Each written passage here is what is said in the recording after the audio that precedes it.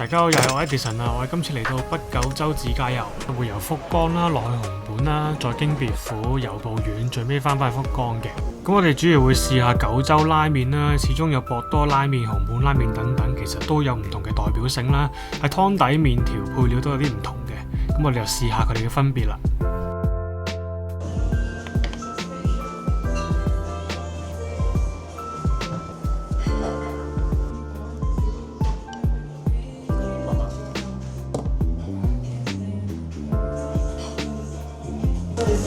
番茄拉麵，呢個係小辣，試下湯底先。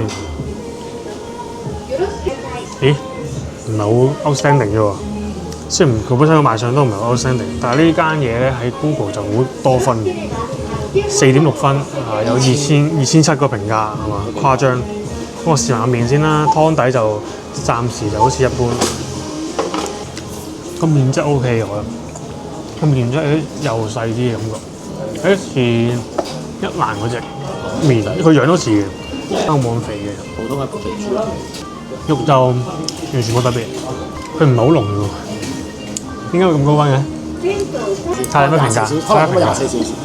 係因為呢間好少拉麵店會開24小時，即係凌晨啦叫做。拉麵質感好好喎。係啊，拉麵個麵幾好食。質感好正㗎。個麵底幾好食，但係咧就個湯底又唔係想像中咁濃郁。唔係啊，呢個湯底夾喎，夾 OK 喎，我覺得。OK。我竟然覺得 OK。Thank you。好夾個辣度，即係好有少少。佢個辣度就我覺得完全冇乜辣度，我覺得 work。幾得 work。我覺得佢太濃反而未必係效，我覺得係 OK。即係我哋平時香港食嗰啲番茄麵咧，就通常都係濃郁湯底可能加埋茄膏 ，thank you， 加埋茄膏，跟住再加個可能米線嗰啲咁樣咯。但係呢個就係拉麵嚟嘅，不過麵嘅 texture OK 嘅，算清淡嘅，好似好食過喎，呢個好食嚟㗎。但係佢賣相又好似冇乜特別。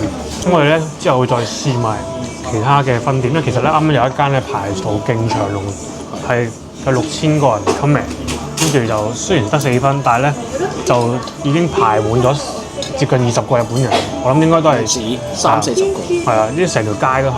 咁我哋有機會翻去嗰間試下先，因為而家太長龍咧，我哋就唔想嘥咁多時間咯。之後下一間再影啦。Hello， 大家好，我哋已經嚟到咧呢個博多區啊。咁博多區咧就係食拉麵出名啦。咁我哋而家11點鐘咧，條街就冇乜人。我哋而家行緊去食第二間嘅拉麵。今日同我同行嘅朋友咧係第一次嚟日本。咁相信咧好多人都已經嚟過好多次啦，又食福岡。咁然之後佢已經心情好興奮啦。30歲仔第一次嚟日本。係啦，已經有非常之興奮嘅心態啦。有啊，嚟使錢。係啦，佢已經準備咗大量振興經濟嘅紙幣。係啦，一向前行咧就去翻呢個博多區嘅車站啦。咁其實今日都係平日嚟，好多人都要翻工嘅。前面呢個就係個車站啦。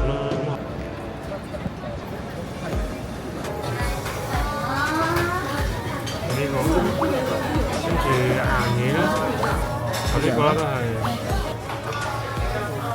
你唔打唔就嗌咗啲自己想食嘅嘢。呢個就係龍頭豬骨泡沫嘅地方啦。呢個咧我哋3個字再加嘅 on top 就係130蚊。呢塊咧就係佢哋嘅豬肉，都幾靚仔。我呢個拉麵又我哋想食嗰個拉麵啊！嚟嘅質地咧就係另一個鹽味嘅鹽味豬骨。呢個咪又我呢個清啲喎，呢個感覺上。肥仔唔夠飽，就食嗰個飯。筷子。餃子咧又係。呢個餃子有豬騷味，係好味，重口味嘅人我都頂唔住。咁我睇下佢講嘅豬騷味。真係好誇張。因為呢間咧，我喺附近咧都有人講過，佢啲味豬骨味好重，即係好細粒。有啲，但又唔係好食，但係佢啲味有啲濃。我覺得好得，我覺得唔係，因為唔係太過酥，爆酥。有部分覺得有啲酥酥地嘅味，就會覺得可能未必好食，或者唔啱你口味。咗少少。試下。味就感覺上清啲咯，嗰個濃啲喎，塊豬啊！呢個咧好似咧騎住隻野豬咧喺度奔跑咁啊！大髀喎，哇！就係咁進入狀態。你 feel 到一頭活生生嘅豬咧，喺得湯入邊咯，好濃厚啊，好濃厚。想講咧，我哋頭先嗰間嘅麵質咧會再靚啲，呢間冇咁大，啱嘅。因為我嗌咗普通喎，你嗌咗硬，可唔可以試下入面？我試下入面。睇仲要生，唔該。冇嘢啦，麵質一樣好食。佢呢個咧，呢個面咧係冇啱啱嗰個 extra 嘅物質。係咯，我都覺得呢個係斬少少。好似硬咧都淋咗少少。咦，我呢個試下炒飯先。哦，可以試。呢個冇機啦。係大咗半。你want some of this？喺對面呢個已經失控咗嘅亂咁溝飛入出嚟。哇，胡椒飯。即係芝麻石都講得出。芝麻嘅成日推介嘅炒飯，記得加胡椒粉喎。呢個就個人口味啦。快！我終於都食到個人參拉麵，覺得佢好撚香頂，好撚未食過咧。等先，唔好住。呢間咧係天外天拉麵啦，咁就咧呢個招牌喺邊啊？招牌唔見咗啦。930就係 original 啦，950咧就係辣味嚟嘅。咁呢個就係原味嚟嘅，聞到已經好多蒜蓉嘅味啦。咁隔離個 friend 食緊呢個咧就係小辣味嘅。對於第一次嚟日本嘅你有啲咩感受啊？我食過好多次拉麵啦，未第一次嚟日本啦，但係日本之外咧都食過好多次拉麵。呢個係我第一次食到一個拉麵係覺得好撚好食，真係 Okay. 即係我人生 number one， 我人生拉麵。你嘅麵質點啊？呢個係我人生菜單。你食住嚟講啊，不如個麵汁咧，佢係煙韌嘅。係。佢係同我哋第一日食嗰間番茄拉麵嗰個麵汁咧係有得一揮嘅。首先呢個第一樣嘢，但係咧佢個湯底真係太啱我口味。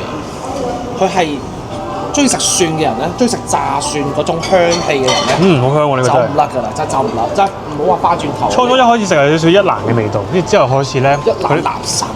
哇，勁你嘅師兄，點睇你嘅樣先？哇！你睇個蛋同我哋係第一日番茄個蛋係一模一樣，係嗰個蛋黃咧，佢嗰個香濃程度好濃啊！唔係好濃嘅，即係蛋嘅香係有晒咯。我哋呢間就係天外天咧，咁我哋其實佢喺個商場入邊，咩站咧？紅門站後邊行過嚟少少就見到㗎啦，小辣嘅麵。係啦，嗰個叉燒咧，我都係第一次食到好食，即係真係叫做好食嘅拉麵叉燒。因為拉麵叉燒，我覺得係一個冇必要出現喺呢個世界上面嘅嘢。但呢間係 OK 嘅，係好食，我覺得佢有存在嘅必要。因為佢唔係話屬於好肥嗰啲叉燒嚟，同埋佢真係我哋中意食蒜蓉嘅朋友咧，呢個佢係佈滿晒蒜香炸蒜香味嘅。咁但係當然如果你唔食蒜蓉就呢間未必啱你啦。但係如果中意食濃味啊香口嘢咧，你睇下肥仔食晒，哇！呢個湯啊，已經完結咗啦，佢已經。呢個湯。我哋今次我哋食咗幾多間拉麵先？呢個第三間。小心。呢個係德龍豚肉拉麵。好靚仔。呢個都係德龍豚肉拉麵。不過另外仲叫咗個飯，因為唔夠飽。我而家嚟做別府九州豚骨醬油拉麵，打個湯底先啦。湯底感覺上好似不錯，佢濃到好似煎麵咁鹹喎。試下個麵先。不過我都唔中意佢啲就係木筷子，開到一半斷晒。啲麵都影出嚟咧，其實幾靚仔嘅。哇！有一口咧，好似少少醬金 feel，我係粗身嘅。就唔似話一開始食嗰啲比較幼身嘅麵，整體係似個煎麵嘅質感多啲，因為佢本身麵又粗啦，同埋個湯底比較濃啲。咁佢就炒啱係900幾 yen 到啦，咁又唔算話佔中價錢，因為我哋喺福岡食一間1000幾 yen 就比較貴啲。咁當然有300-400都有嘅，咁就 subject to 嗰個地區啦，同埋嗰個麵質啊、湯底等等嘅嘢。咁呢個咧就係佢塊肉啦，因為咧佢拉麵好多都配啲叉燒嘅。有啲就好大塊，呢塊就算正常 size 咯，但係就都偏肥啲嘅。叉燒就正常冇乜特別。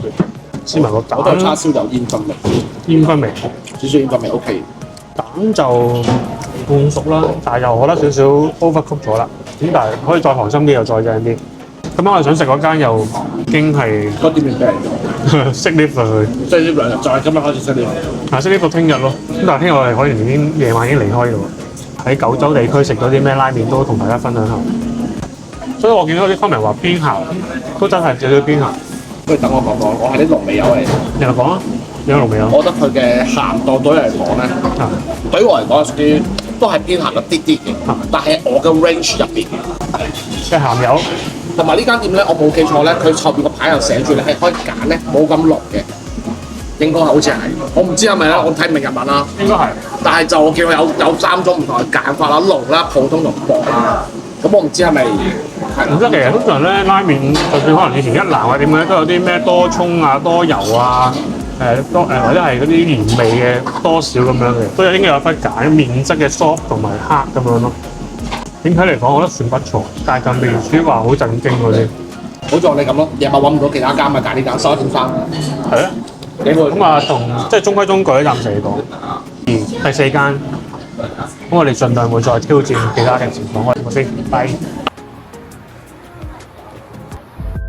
之後我哋去到油布苑啦，咁因為呢間咧都係隨機選擇嘅，麵質啦、湯底都非常之一般啫，所以都唔專登推介俾大家啦。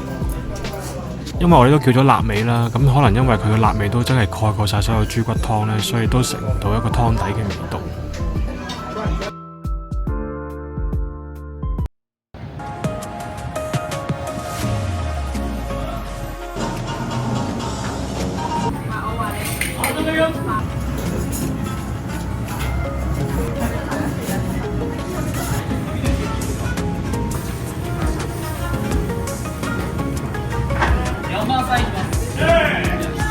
我哋而家咧啱啱食完呢個後邊呢個多一箱拉麵啊，咁後邊呢條隊咧大家見到啦，基本上咧佢呢個位置咧係由夜晚啦、朝早啦或者開門啊，或者到而家4、5點啲時間咧都係排緊隊，咁就算落雨都排緊隊。咁啱啱入邊因為佢唔俾拍 vlog 啦，咁我就出嚟就嚟先講。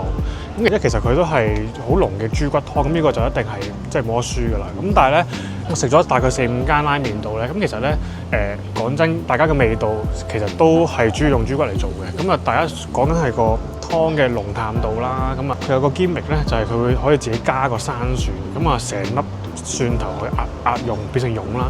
咁另一間天外天嘅咧，我哋喺紅館食嗰間咧，都係用咗蒜蓉嘅，不過就佢係炸蒜嚟嘅。所以咧兩個感覺有啲相似，咁但係咧嗰邊就都係要排隊，但係咧嗰個排隊嘅時間就冇呢個咁誇張。咁呢度可能因為福岡嘅市中心啦，咁都多人排嘅。咁至於嗰間喺紅館嗰間咧，呢兩間暫時都有心目中嘅 top one 或者 top two 去衡量緊嘅。咁至於麵質方面咧，咁就反而我哋覺得咧，元祖番茄拉麵嗰間嘅麵質咧，係比較 firm 啲嘅，我覺得。咁啊咬落去咧就粗身啲啦，有口感啲。咁但係呢間後邊呢間都唔差嘅。排咁長龍咧，如果大家講時間嘅話咧，咁就唔係一定要食呢間嘅。佢入邊咧就可能得大概10零個位啦，唔算好多。咁但係見到條龍就起碼呢度坐底都廿幾30個㗎啦。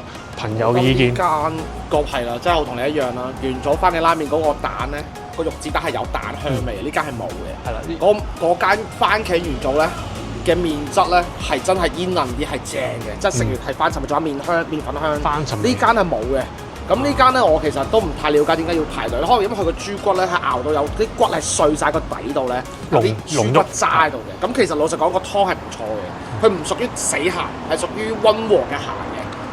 味我記得叫做小鹹啦，係啦，咁我飲得晒個湯嘅，咁阿 Edison 就飲唔到啦，不過都唔緊要，個人口味。我本身都好少飲晒呢啲湯嘅，因為咧係你講埋先。一間個叉燒咧係嗰啲屬於切得好細塊薄片嘅，同埋佢係加咗啲雲吞仔落去。老實講，我會覺得呢個幾搞笑。呢個雲吞係多餘嘅，然後嗰個叉燒係你食落去又冇之前我哋喺九州嗰間九州醬油拉麵嗰個叉燒仲好食啦。即係呢間其實 overall 我覺得10分可能6.8分咯，7分咁咯。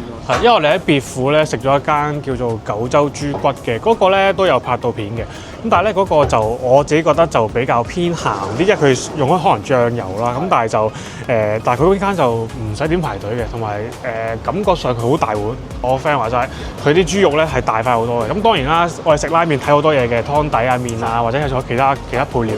miss 咗一間叫魚雷食煎麵嗰間應該都係好正嘅，但係我哋真係冇時間食。如果大家有機會可以一齊去試下，跟住時間或者地區有限啦，同一日咧好難食兩間嘅。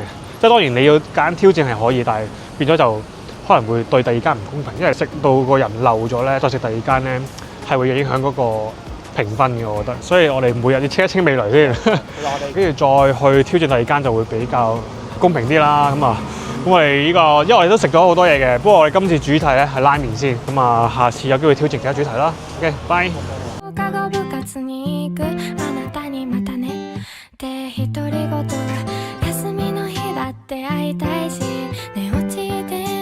してみたいけどそんな勇気はちっともなくて